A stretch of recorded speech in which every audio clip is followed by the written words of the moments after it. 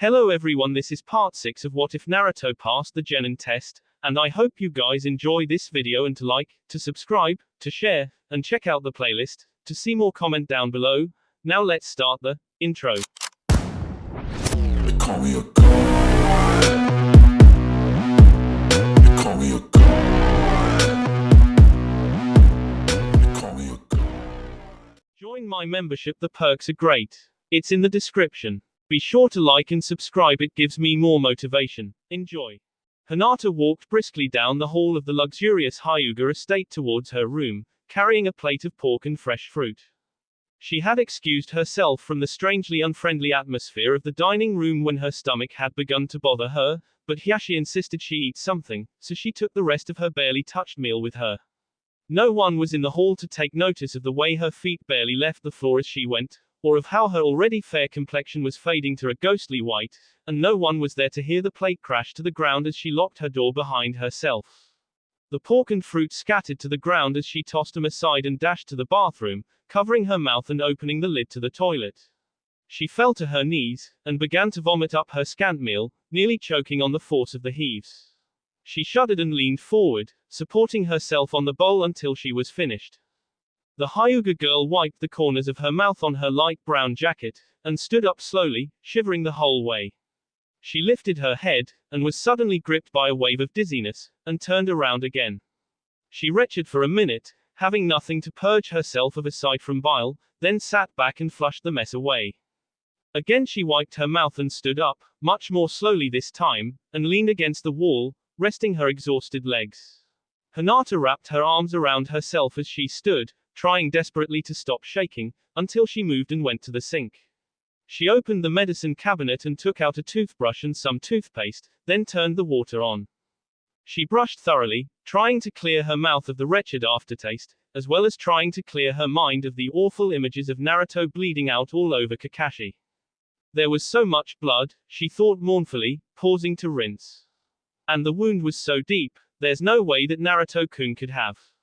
Her eyes began to tear again as she recalled Kakashi carrying Naruto out of the door to that horrible place. The boy was crumpled up like a rag doll, and everything was so soaked in.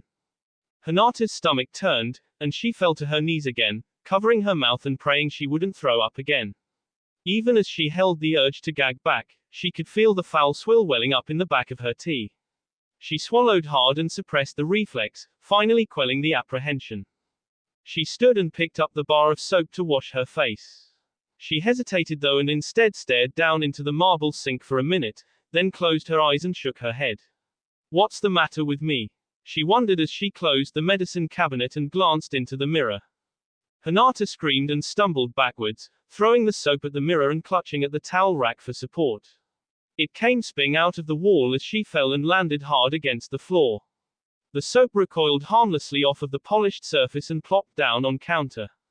Gasping for air, she got up and scurried to press her back against the wall as she stared off at the mirror, not seeing her reflection and dreading what she might spot again. What was that? She whispered between gasps as she clutched at her chest. Hinata stood there for several moments, trying to slow her rushing heart and master her breath. She knelt down and scooped up a towel, then walked forward and turned her head to the side. Without looking, she tossed the towel up and drd it over the mirror, completely covering the reflective crystal. Slowly, she looked up to examine her work and ensure that the mirror remained completely out of sight. It was. Hinata measured her breaths, as her heart began to calm again, and dared to take a step closer to the veiled antagonist, but stopped short as the uneasiness of before returned double strength. She sidestepped the mirror to get to the door to her bedroom, and opened it slowly, each creak from the aged hinges sending a sharp chill down her spine and through her stomach. She quickly got out of there and flung herself on her bed in the corner opposite the bathroom. She rolled so her back was against the wall, and she stared unblinkingly at the door, almost like an animal awaiting its predator. Minutes ticked by as the sunlight streaming in through the windows gradually faded to a rosy hue and then a deep red, until it was almost gone. Hinata slowly stood up and crossed the open floor between herself and the bathroom, and opened the door as wide as the hinges would allow. There were no creaks this time, and she peeked her head inside.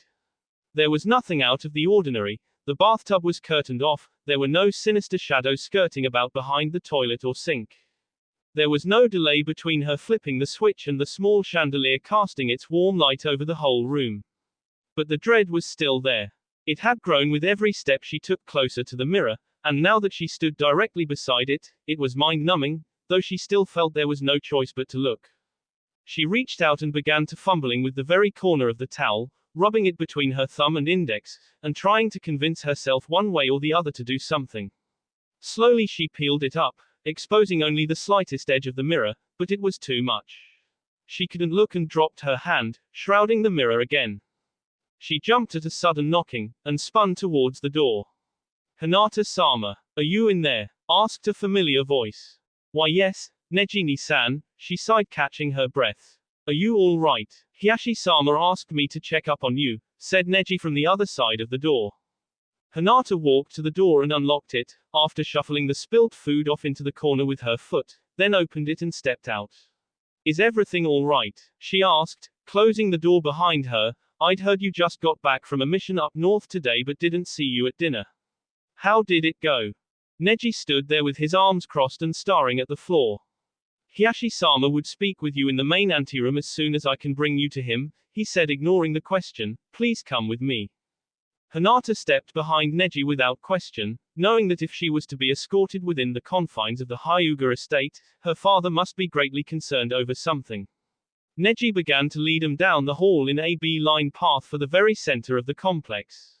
They passed few others in the halls, and those they did see didn't make eye contact, but continued along with their own tasks. Neji stopped before a large wooden door that was out of their way, if they were heading for the main anteroom that is, and unbolted it using a key he produced from inside his baggy white shirt. With minimal effort he tugged on the door until it opened with a puff of air that blew his hair out of his face, leaving Hinata free to see that her cousin had a sutured gash above his ear. "Neji," said Hinata, concerned, "what happened?" "It's none of your concern, Hinata-sama," he said, pulling his hair back down into place to hide the abrasion. He pulled the door open and motioned for her to enter the stone hallway beyond. Hinata stepped up and walked in as Neji shut the door behind them. "This way," he said, pointing down the steadily descending and curving passage. They both began to make their way through, Neji leading the way with Hinata following close behind, guided only by the light of thin SS in the rock wall that held small, smokeless oil lamps. "Neji, where are we going?" asked Hinata nervously. "The anteroom is on the other side of the mansion." "Hiyashi-sama," said Neji after a brief pause, "is worried that Konoha may soon come under attack and he's moved down to the tunnels connecting this estate with Anbu HQ to be in more direct contact with Konoha's sources. He will speak with you further in just a moment." "What do you," she began, but stopped herself as they rounded a corner to find Hiyashi himself standing in front of another large wooden door. Neji and Hinata both bowed, and Hiyashi waved his hand. "You're dismissed," he said, and immediately Neji began to walk off. "What's the matter?" Hinata asked, breaking protocol by speaking first. "Is something wrong?" Hiyashi grimaced and took a step closer. "I understand you just got back from a mission involving the Uzumaki child," he said coldly. "Is this correct?"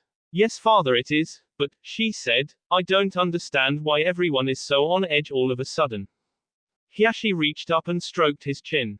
"I need to know exactly what happened today in Eren." Hinata spent the next 20 minutes recounting everything she could remember about the day's events, and answering her father's incredibly direct and specific questions.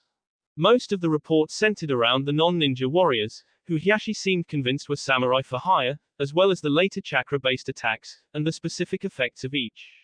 With noticeable discomfort, Hinata recalled the strange energy that blasted her to the ground, and how it was similar to the technique that held Kurenai in place for so long. At this, Hiyashi ran a hand over his face and shifted uneasily. "Was the energy some kind of chakra?" he asked. "Could you tell exactly?" "No," she said sheepishly, "it was completely different, almost like essence more than energy." "Then it was indeed Yamanaka and Noiki," muttered Hiyashi. "Could you identify where any of the enemy ninja were from by their faces?" Hinata thought for a minute. "I couldn't tell. They were covering their faces, and even with the Byakugan I was really only focusing on King them. When I was pinned under a body, it didn't help any." "That's all," Hiyashi said tersely. "If that's the case, then that's all I need you for." Hinata gulped. "Yes sir," she said quietly, "but I was just wondering."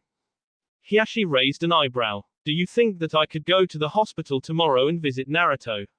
She asked. No, he said, and turned around to open the door. Why not? Asked Hinata, her voice rising nearly to a challenging pitch. Hiashi looked over his shoulder and scowled at her. It was just a simple question, but Hinata had just questioned the head of her very prideful clan. What was that? Asked Hiashi. I'm sure you didn't mean whatever it was to come across quite that way.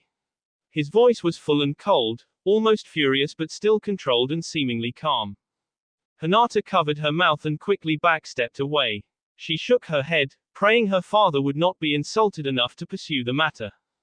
Hiashi's white eyes burned as he glared at her, ruffling his brow into a frown. You do not question me, he said in the same chilled voice. Hinata nodded, then turned around as he jabbed his finger towards the exit and scurried off. She nearly ran back out into the well-lit, carpeted hall, and shut the door firmly behind her. Am I crazy? She gasped. The hospital room was almost completely dark, the only light being from a street light outside casting its rays in through the window. But it was enough for Ino to be quietly, almost silently busy, which was important as she didn't want to wake Naruto, who was sleeping peacefully on the bed. She was moving around the room, organizing 8 or 9 porcelain vases of varying sizes around the nightstands and on shelves, and unpacking plastic-wrapped flowers from cardboard boxes. After she had decided which arrangement of flowers would look best in each vase, she set about actually combining the plants and pots into very attractive decorations, then shuffling them about once again until they were in a spot she thought Naruto would notice and approve of. Once she was finally done beautifying the room, Ino sat down next to the bed on the unrolled comforters her mother had brought in several hours before. She lay back, and wrapped some of them around her, hoping that the Hokage had made it clear to the nurses and doctors that would be coming in periodically that she, Ino, had special permission to be there, on account of being exceptionally skilled with healing herbs, and thus fit to watch over the boy while her remess took effect. Ino smiled when she remembered how the Hokage had actually intervened for her and told the nurses that she was a practicing herbologist. It's not entirely true, she thought to herself, I don't actually practice herbology, but even so. Occasionally Ino would drift off into a light slumber, but she could never truly fall asleep. Her mind was restless and there was always some noise or shadow to distract her and turn her thoughts back to first seeing Naruto come out of the surgery. He looked so helpless and shriveled just hours ago, but now, color had returned to his face and he looked stronger, almost normal even. The change had been dramatic, but it was nothing she was going to complain about. Hours passed and the nurses began to come in every 45 minutes to check Naruto's vitals and make sure his wound hadn't reopened. These were good opportunities for Ino to keep tabs on exactly how well he was doing, and it seemed that there was nothing but good news. He was completely slay, and each time he was checked the wound seemed a bit less pronounced. Naruto was doing so well in fact, that the first nurse to check on him doubted herself enough to call the doctor in to confirm what she saw. How am I doing? Naruto asked the giant fox. Kyuubi looked down at the genin in front of his cage, made some kind of rumbling in his chest. One would have a hard time telling if the demon was chuckling or growling. Your body is healing exceedingly fast due to my efforts. You should be back to normal by sunrise at the latest. Well, thanks, said Naruto, not quite how he should respond to a demon saving his life. Don't thank me, Kit, said Kyuubi with some measure of amusement. I'm only doing this so I don't pass into the void. Believe me when I say that I have no affection for you in any way. Come on, said Naruto standing up and walking up to the edge of the bars. You mean that talking to me all night hasn't made you any more fond of humans at all? To be honest, I've found your attempts to create conversation nothing if not irksome. Then why did you even bother talking to me at all? Asked Naruto. I mean, you didn't hesitate at all when we were talking about your exploits in the past. Kyuubi was silent for several moments, and Naruto gave up trying to get another word out of him. The two of them had been conversing for most of the night about history and battle. Naruto had learned a great deal about the demon's history in particular, or at least the gory parts of it. Kyuubi was quite free with information about his seeing dozens of villages hundreds of years ago. You might try training while you're in here, said the fox, completely changing the subject. What? Naruto asked. Train, learn, toughen up. If we're to survive in the real world amongst all the enemies who could really hurt you, you must be prepared for them. My abilities to heal you won't count for anything if you're KED in an instant. You mean I can like work out in here and stuff like that? QB sniffed. Why not? You're just as real in here as you are out there, just as I am just as real here as you are. Cool, shouted the blonde, jumping to his feet and turning to face the fox. What should I do? It's my world in here, Kit. I can make whatever I want happen. You on the other hand, are just as limited here as you are outside, so how about I conjure up enemies and you try to survive them? Sounds good to me, said Naruto, slamming his fist into his palm, but just on thing, will fighting in here make me stronger out there? No, you'll have to become physically more adept in the real world, but fighting in here will teach you to use the strength you already have. Think fast. There was a rush of motion, and Naruto spun around. A glint of light appeared right in front of his face, and he ducked just in time to avoid a kunai that flew over his head with sly speed. Off in the distance, Naruto saw the man who threw it, and charged without hesitation. Okay, I'm done, said Naruto, leaning over the fallen boss of 3 men robed in black. The blonde put his hands on his knees, and his 24 shadow clones all disappeared in puffs of smoke as the boss faded into nothingness. Damn, that was tough. Those were comparable to what you'd face on one of your C-class missions, Kit, said QB. You charged right into their trap. I won, didn't I? Growled Naruto. What does it matter if they got the jump on me? QB shook his head. Kit, you need to learn to think before recklessly charging in. Snares are the greatest weapon your enemies possess, and they're not hard to create.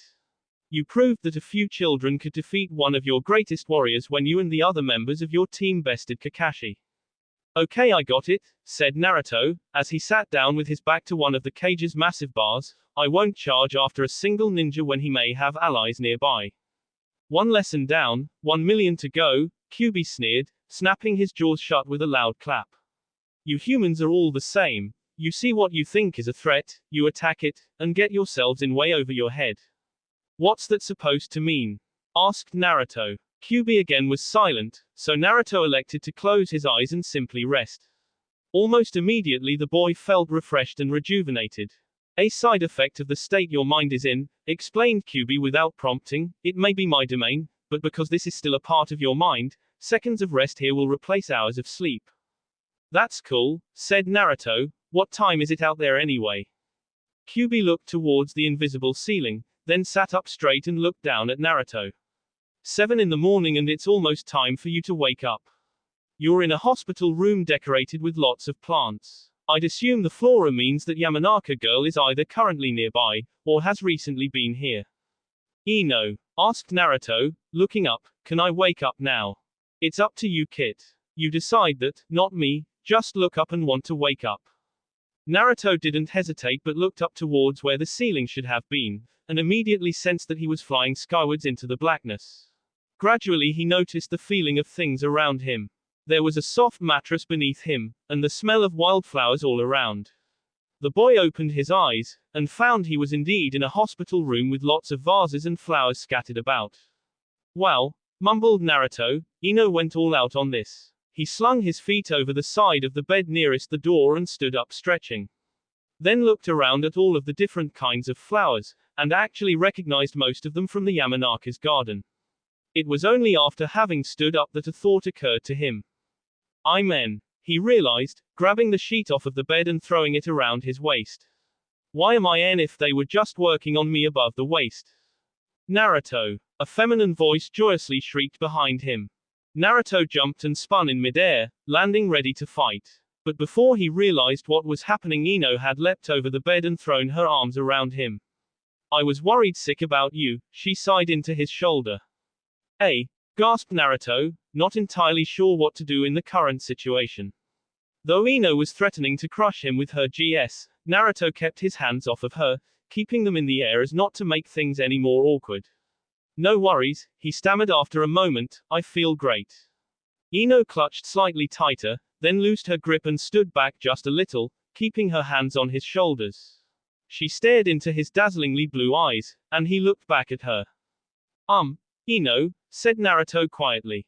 Yes, Naruto. The boy stammered for just a second, trying to find the right words, then looked back at her. Do you know where my clothes are? It was unearthly cold. Sarutobi's lips were turning blue, despite the smoking pipe he held between them, and his eyes shifted constantly between the cadaver lying on the cold stele table in front of himself and the coroner. The boss face was shrouded beneath a dark veil, and the rest of it was hidden beneath a white sheet.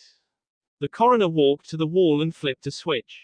A lighted, blood-red sign on the opposite wall came to life, and boldly read, "Autopsy in progress." That, coupled with the steady light from a single light bulb suspended above the table, gave the room an eerie atmosphere of living death. "I thought you should be here for this," said the coroner in a raspy voice. "Forgive me if I'm quiet, but few people to talk to doesn't make for much of an enchanting sound." "I understand," said the Hokage as he took the pipe in his hand and blew a smoke ring away from the corpse. "You said it involved the security of Konoha, so let's get to the point, shall we?" "Of course, Hokage-sama," said the smaller man. "First, I think you should know exactly who we're looking at." He walked to the head of the corpse and removed the mask, exposing a fair-haired, attractive man in his middle 30s. "Yamanaka Inoiki," said the Hokage in amazement. "Yes, the Anbu sent to investigate and brought almost 40 boss back for me to examine. None were particularly out of the ordinary, at least as ordinary as ninja can be anyway, but this young man was far different." "How so?" "Well, first," continued the little old man, "he is from Konoha. The others were all from countries far from here as far as I can tell. Then when I examined his brain, I found several abnormalities in his frontal lobe. So the behavioral central wasn't working properly." The Hokage noted. "Yes, sir, he would not have been himself in the least, probably exceedingly violent and vengeful. He would have made a mountain out of a molehill, as they say." "So how much more would he make of Naruto?" wondered Sarutobi as he stepped closer to the deceased nin. And it wasn't that the lobe was even severely traumatized, as is the case with most patients like this, but the brain matter had rather been overloaded with a strange chakra. Sarutobi grimaced. "Strange chakra from what?" The coroner grasped the sheet at Inoiki's chin, and drew it down to his abdomen, showing the sewn-up incisions he had already made to examine the body's organs. He leaned down and turned the head so Sarutobi could see the and shoulder. "I believe this is the culprit," alleged the coroner. Just above Inoiki's collarbone, there was a small black mark in the shape of a coiled serpent no larger than a coin. Sarutobi bit down on the end of his pipe, snapping off the mouthpiece. The finely crafted wooden tube fell to the concrete ground and splintered, spilling out the smoldering ash. "A cursed seal," mumbled the Hokage. That will be all for this video. Be sure to like, subscribe, share, and comment down below for more videos. Goodbye.